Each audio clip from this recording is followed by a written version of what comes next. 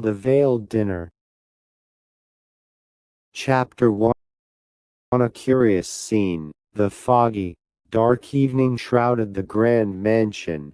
As I stepped inside, my footsteps echoed through the lavish halls, and an air of mystery lingered. Drawn to the dining room, I found a family seated at the table, partaking in a luxurious dinner. To the left sat grandmother and mother, and to the right, grandson, grandfather, and father. I stood in the middle, dressed in a suit, attentively observing the scene before me. Strangely, I couldn't see their faces, only their silhouettes against the flickering candlelight. The entire scene appeared surreal, like an intricate puzzle I was compelled to solve.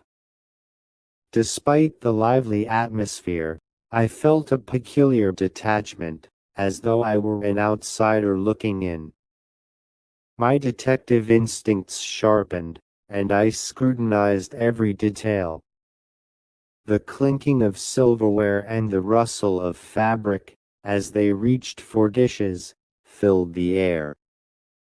The aroma of the sumptuous meal wafted around me, yet I wasn't partaking. I focused on their mannerisms, the way they interacted, searching for any hint that could explain the nagging feeling that something wasn't quite right.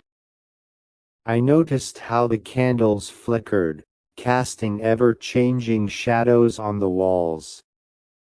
The intricate patterns of the tablecloth seemed to tell a story of their own.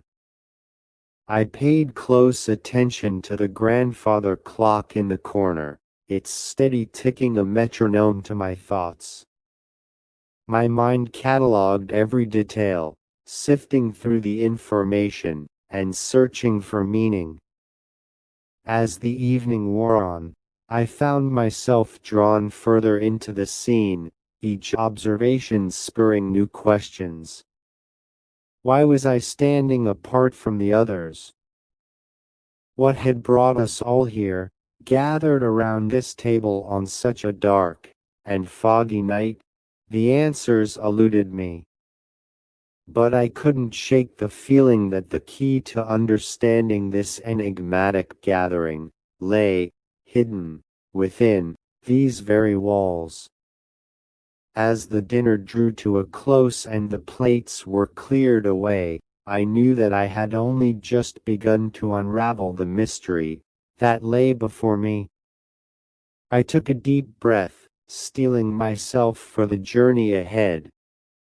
With each new clue and revelation, I would delve deeper into the heart of the secret that surrounded my family and this grand mansion. Chapter 2. A closer look. As I observed the family around the table, I focused on the details that others might overlook. A misplaced fork, a spilled glass of wine, or the way someone reached for a dish. Every nuance held the potential to reveal a hidden truth.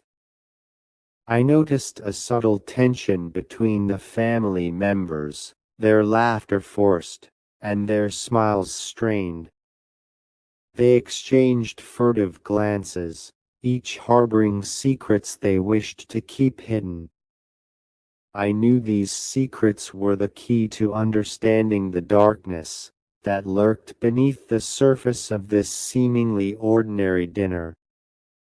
My gaze fell upon the centerpiece, a beautiful arrangement of flowers that caught my attention.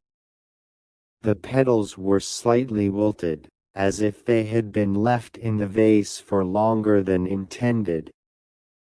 This seemingly insignificant detail hinted at a disruption in the family's routine. As the main course was served, I couldn't help but notice the way the grandfather's hand shook as he carved the roast. A bead of sweat rolled down his forehead, indicating a hidden strain or unease. Was it merely age catching up to him, or was there something more sinister at play? The conversation at the table continued, but I paid more attention to the body language and subtle cues of each family member. My observations led me to believe that there were underlying tensions and hidden motives among them, laying the groundwork for the tragic events to come. Chapter 3: Clues Amidst the Darkness.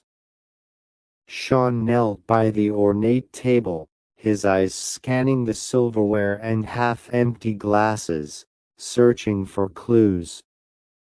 He noticed an unusual pattern on one of the plates, a red smudge that seemed out of place.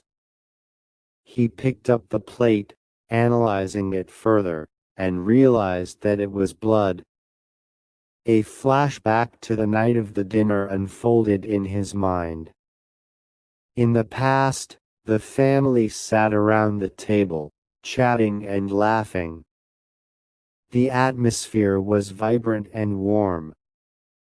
Sean imagined the mother and grandmother discussing the latest gossip, while the father and grandfather shared memories of their past adventures. The grandson, still a child, eagerly listened to the stories, wide-eyed and captivated.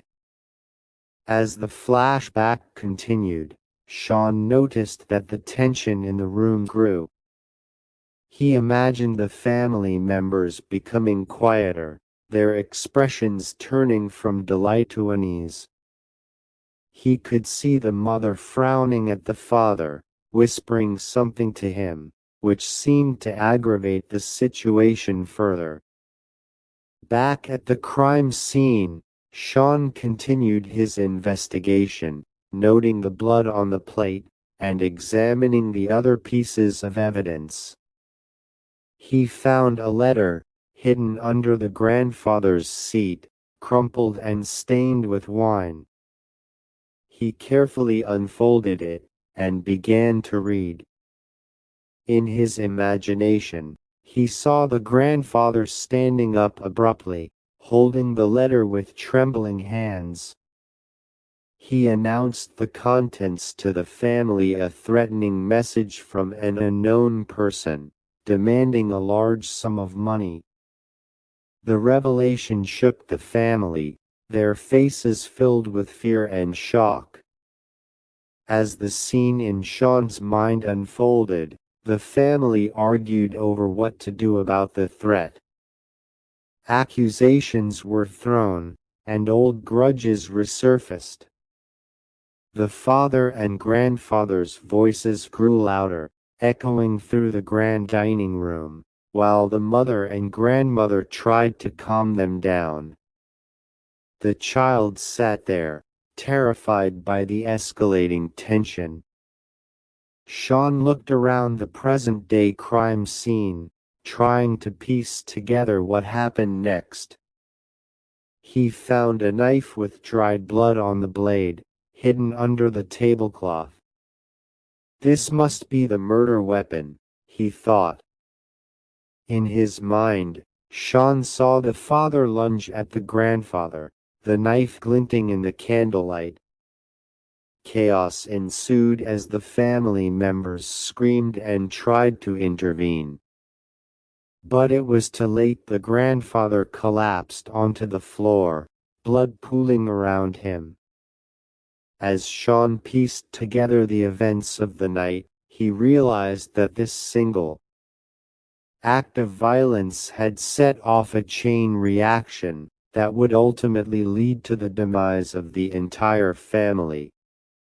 He was determined to find out who was behind the threat, and why it had driven them to such desperate measures. Chapter 4: A Fractured Family. Back in the present, Sean focused on the next piece of evidence, a torn photograph lying near the mother's lifeless body. It depicted a man, unfamiliar to Sean, standing next to the father. The two men were laughing, arms wrapped around each other's shoulders. Sean wondered who this stranger was and why the picture was torn. In his mind's eye, Sean revisited the night of the dinner. The family's heated arguments had subsided momentarily, as they tried to process the horrific scene before them. The mother, tears streaming down her face, picked up the photograph and accused the father of betraying the family. She revealed that the stranger was the father's illegitimate son, born from a secret affair. The atmosphere in the room grew even more tense as the family members reacted to this revelation. The grandmother, heartbroken, turned her back on her son, while the father desperately tried to explain himself. The mother and the grandson stared at the father with a mix of anger and disappointment. Sean continued to explore the crime scene, finding a small, gold locket on the floor. He opened it, revealing a picture of the mysterious man from the photograph. Inscribed on the inside of the locket were the words, "To my dearest son." This discovery confirmed the connection between the father and the illegitimate son. In Sean's imagination, the family's anger at his father came to a boil. The mother shook her hands and accused the father of causing danger to her family because of her secret work. Embraced with guilt and frustration, the father picked up a knife from his lifeless grandfather's body and rushed toward his mother. Her grandmother intervened desperately to protect her, but in the process, both her grandmother and father were fatally wounded with knives. As the violence spiraled out of control, the father turned on the mother, while the grandson, horrified, ran and hid in a nearby closet. The once happy family was now torn apart by betrayal, secrets, and murder. Sean felt a deep sadness as he imagined the tragic end to the family's story. Determined to solve the mystery and bring justice to the victims, he pressed on, searching for the final clues that would uncover the identity of the person behind the threatening letter and the motive for the brutal murders. Chapter 5: The Veiled Truth. Sean took a deep breath as he pieced together the tragic puzzle of the family's demise. It was now clear that the threatening letter had set off a chain of events that led to the murders. The only piece of the puzzle that remained was the identity of the letter's author and the motive behind it. Searching for the final piece of evidence, Sean noticed a stack of documents hidden underneath a cushion on a nearby armchair. As he leafed through the papers, he discovered that they were legal documents related to the family's estate. It seemed that the father had planned to include his illegitimate son in the inheritance, which would have significantly reduced the shares for the remaining family members. Sean's mind raced as he constructed the final moments of the family's tragedy. Enraged by the revelation of the father's betrayal and the financial consequences, the mother had written the threatening letter, hoping to scare the illegitimate son away. But the plan had backfired, and instead, the letter had triggered a series of violent confrontations that ultimately led to the family's demise. In his imagination, Sean saw the mother lying in a corner of a restaurant, The grandson came out of his hiding place, trembling and terrified, unable to understand the carnage around him. The father, weakened by the wound, tried to crawl toward his wife, but gave in to the injury before reaching her. As the scene played out in his mind, Sean felt a sense of closure. The family's story was a tragic one, but he had managed to unravel the mystery and uncover the truth. He carefully documented his findings and contacted his superiors to report his conclusions. In the days that followed, the news of the solved murder case spread throughout the town.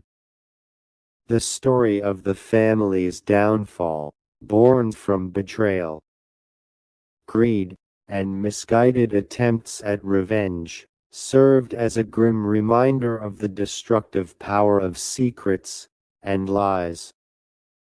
As Sean reflected on the case, he couldn't help but feel a pang of sympathy for the family. Their lives had been irreparably shattered by the discovery of a single secret, and in the end, no one had emerged unscathed. The veiled dinner would forever haunt him, as a testament to the darkness that can lurk within even the most seemingly perfect families. But for now, he would put the case of the veiled dinner behind him, storing away the memories and lessons learned, as he moved on to the next mystery that awaited him.